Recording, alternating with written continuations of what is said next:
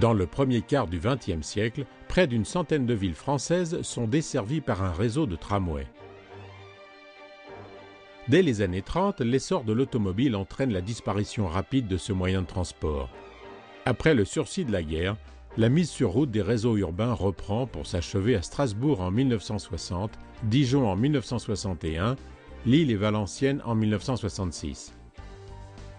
À cette date ne subsistent plus que 3 lignes, conservées grâce à la clairvoyance des municipalités concernées, en raison de leur tracé bien conçu et de leur trafic important.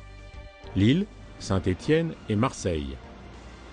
Ces 3 villes font véritablement figure de rescapés dans un pays où l'autobus règne en maître et où l'on envisage l'avenir des transports urbains que sous la forme de métros automatiques, souterrains ou aériens.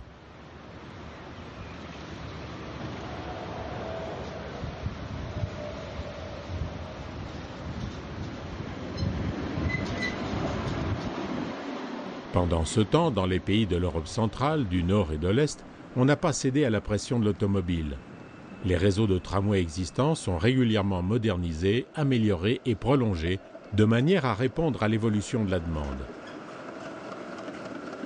S'inspirant de cet exemple, le secrétaire d'État au transport Marcel Cavaillé invite en 1975 8 villes françaises à étudier la remise en service d'un tramway. Cette initiative audacieuse ne fait pas l'unanimité auprès des élus. Beaucoup sont tentés par des systèmes de transport futuristes, dont certains semblent sortir de romans de science-fiction. Finalement, 2 villes se lancent dans l'aventure du tramway. Nantes ouvre sa première ligne en 1985, suivie de Grenoble en 1987.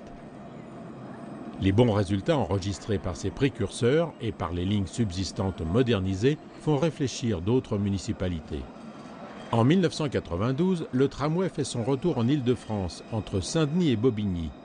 C'est le début de la construction de plusieurs lignes qui vont équiper les communes de la couronne parisienne.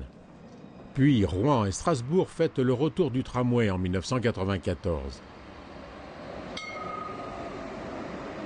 Les dernières années du siècle voient une accalmie dans les ouvertures.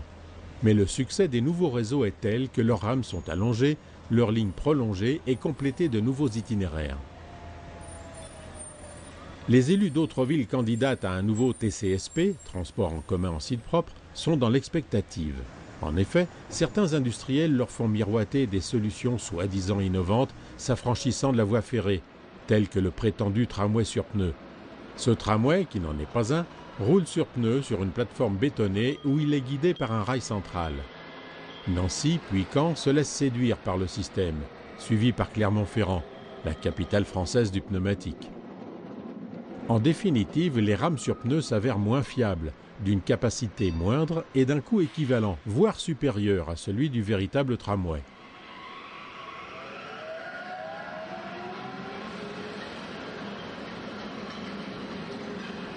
Dès l'an 2000, le tramway réapparaît à Orléans et Montpellier.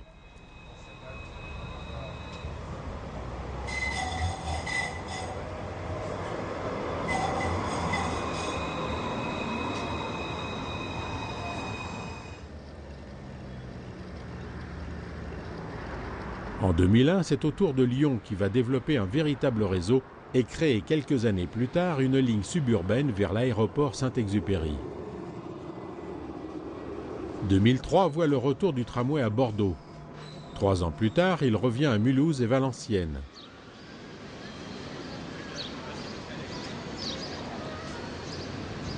En 2007, il réapparaît à Nice et au Mans, tandis que Marseille reconstruit son vieux 68 pour l'incorporer à un nouveau réseau.